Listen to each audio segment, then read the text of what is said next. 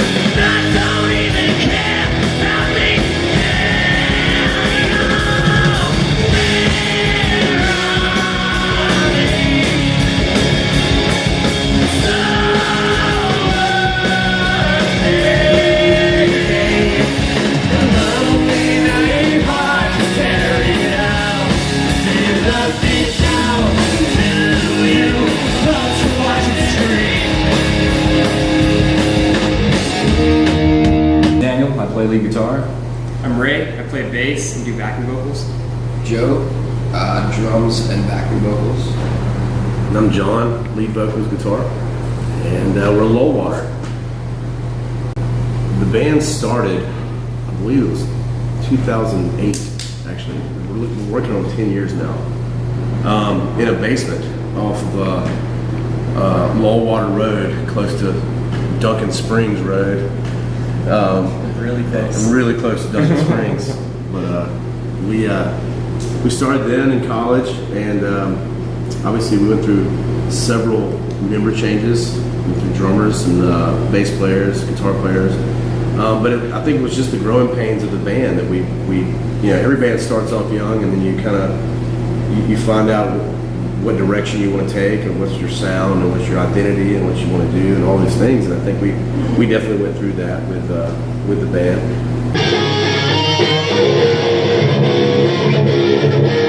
All right, Athens, come on, move up.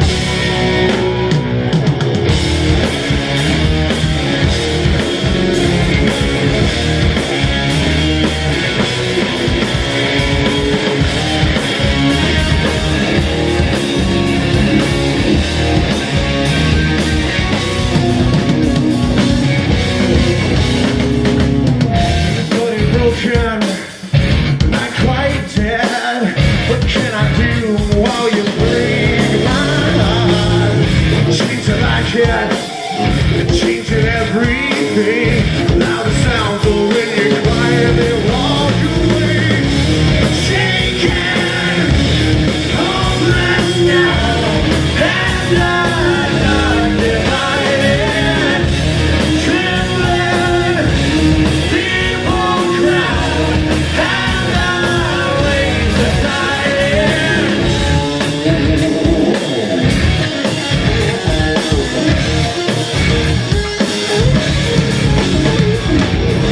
In the darkened hole, calling on my knees. I refuse to give back the fantasy. As I sit and wait for you to come back home, I was 3 miles well in time. Hold my soul, shaking, hopeless now, as the dark divided. Living, people crowd, and the waves decided.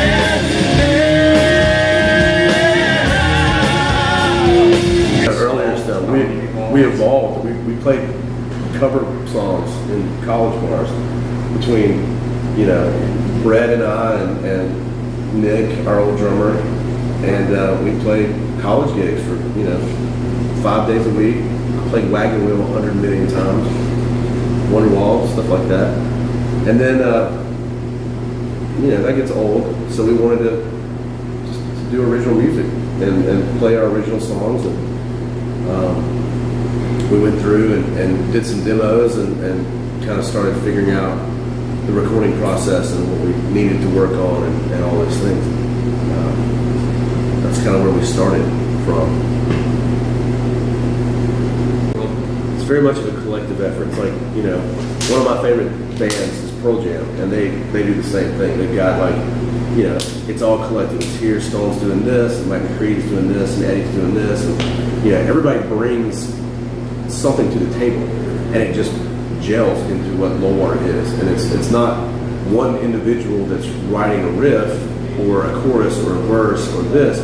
It's the collective, and that's what I think makes Lullwater such a good group, because it's not just one. You know, I mean, everybody brings something to the table. Benny has amazing songs on this new record that he wrote that we kind of like tinkered with. We jacked a lot of his riff ideas. Oh yeah, I mean, Benny's a shredder. He's badass. So It it's like, changes a lot, but turn it into a Lullwater song. Yeah, someone will have one idea, and then the other three come in and just like beat it, and it changes and shifts shape, and then eventually you can come up with something that we're and then you take it to the Swede and he shits all over it. Yeah, that's true. I'm kidding. Yeah, give me love.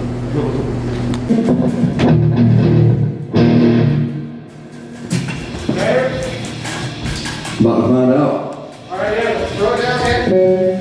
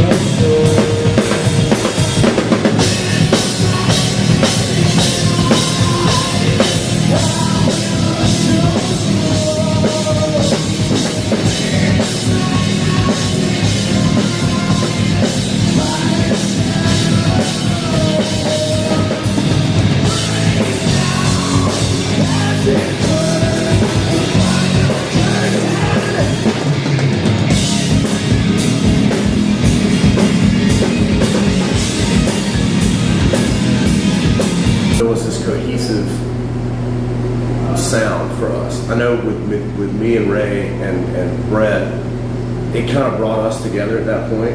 And you know, I'd grown up idolizing the 90s grunge movement. And a lot of those bands came out of London Bridge when we did that record.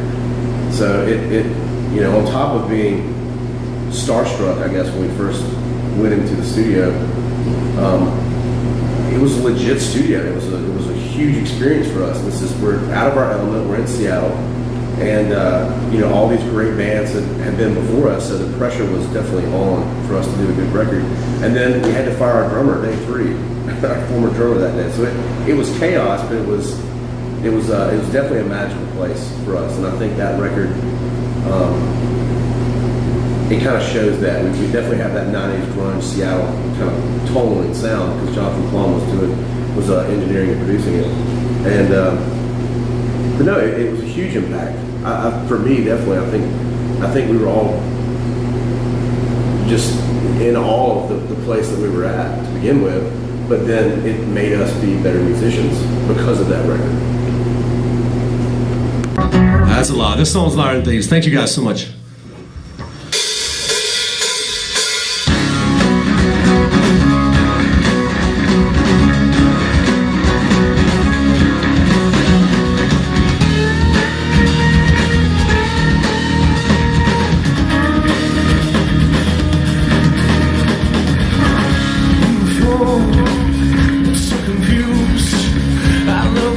It's mine to break into abuse.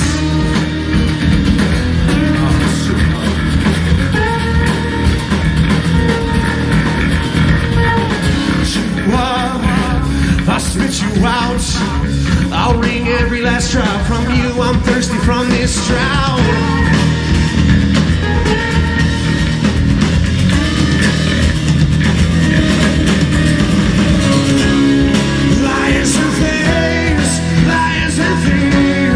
Only take what you want. Liars and thieves, liars and thieves, take what I'm leaving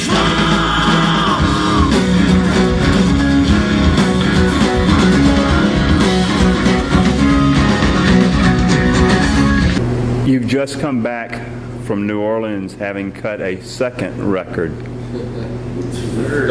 Third record. Third, yeah.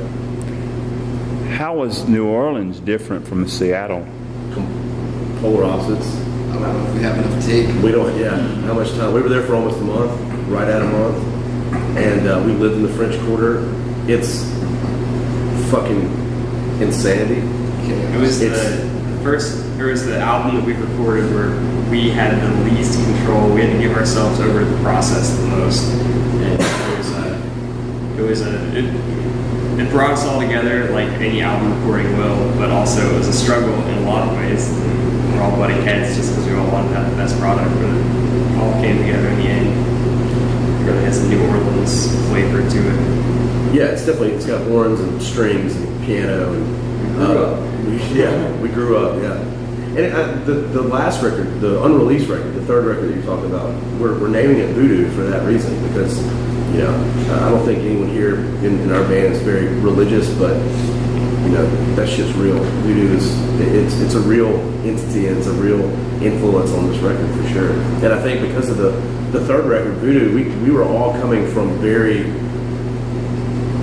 was a very emotional time for everyone in the band at the same time. You know, normally it's been in the past where one person might be going through a certain issue, and you know, everything's good on this guy's end. We're all kind of in our different world. Going into this record, the heartache and the pain and the struggle and the strife and everything that we were feeling is very apparent on this new record, because it's a genuine emotion that's coming through on this album for sure. And it's Vinny's first record with us, so you know, he is Lullwater true and true after the Voodoo experience.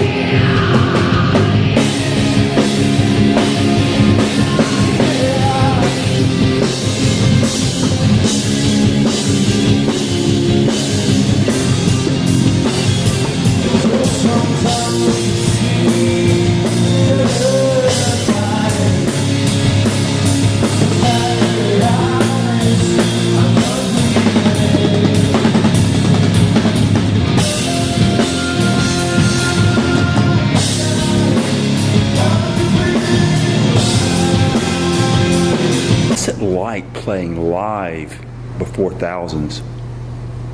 It's pretty fucking awesome. That's Kind of hard to comprehend It too. really You is. can't really think about it. You just have to go out there and do the thing that you do, and it's exhilarating. It's a ton of people. it's terrifying too. Like for me, that If you first think about it, it definitely is. yeah, that Bismarck show, I think that was Was that 5. the first Theory? show? I Yeah. think it was 5K. Yeah, it's right before you go on. It's terrifying. And we'd never done anything at that level before. Like we played, I'd say what, 1,500, maybe two, maybe at Nothing that like point. that. That was huge. It was arena. It was the first arena show that we'd ever done, and I remember just I was terrified. I mean, it was exhilarating. Like I've got this. It was a confidence kind of feeling, but it was also very much of a like, wow, that's a lot of people. That's it kind of puts you in a weird headspace. Put up or shut up. It's like, yeah, it's time For to me, at least, I'm completely opposite of them. It doesn't faze me. It makes me more excited to get on stage. Yeah, I think I perform better the more Oh yeah, absolutely. people there are, the crazier the audience is. But at the same time, if you stop and think about it, it's pretty absurd. It's always after the fact. It's like once the show's done, you go back and look, and Well, then like, you're just like, yeah, you're like, oh, they I killed was that. nervous. it's always the first, like before the first note and before the first riff is the worst. As soon as everyone locks in musically from the first note, I think that's the biggest stress that I would have. Is just as soon as we all come in together, then it's game on. We know what we're doing. Mm-hmm. It's fun though. We're ready to get back to do that again. Let's do that. Let's do that Let's do again. it more.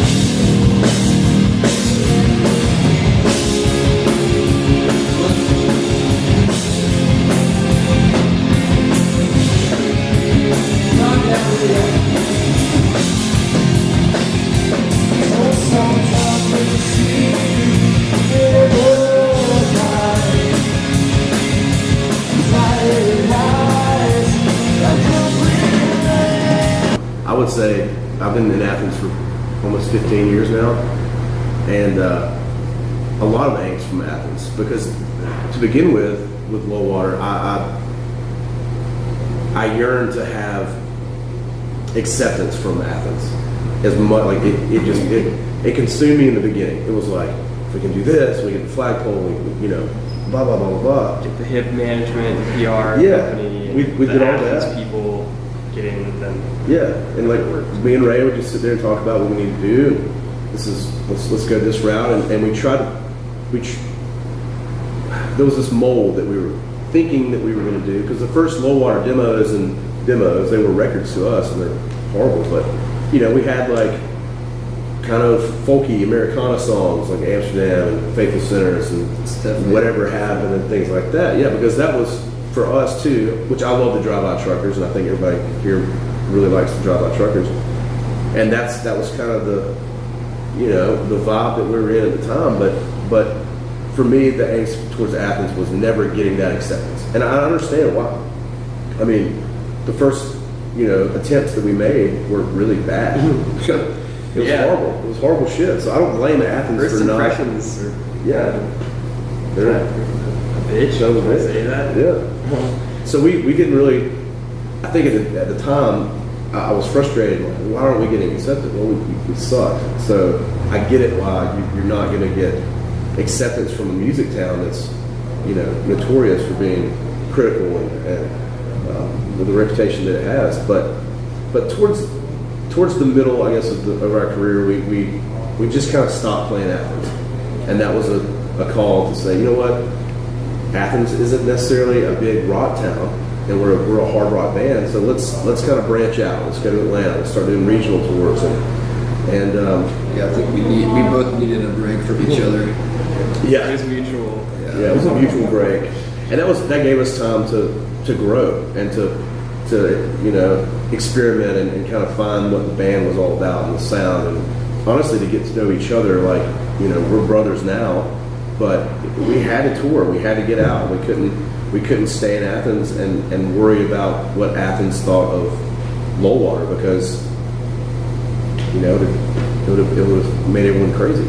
And just recently we're coming back. We played Athens last year on the main stage, and we're doing we always try to do an Athens show, like a pre-tour Athens show somewhere, like a little bar or Lullwater, or something to kind of bring it back and say, look, we've gone out, we've toured nationally in Canada and things like that. We've been on the road for years and years and years, but we never really built an Athens fan base, because we just kind of said fuck off for a while, and I think it's everyone's looking at Athens like, all right, let's bring it back here. Let's start playing rock shows with rock bands, and that's the cool thing about Athens now. Yeah, I moved back, and now there's all sorts of rock bands. Yeah, there's a ton of rock bands like Good Looks, Polar Waves, Over Monkeys, yeah. Rosie and the Rat Dogs are friends of ours too, and it's encouraging for us to come back and just hear a pocket of hard rock bands, because it wasn't here 6 years ago, 5 years ago, and now you're starting to see it about even four, yeah.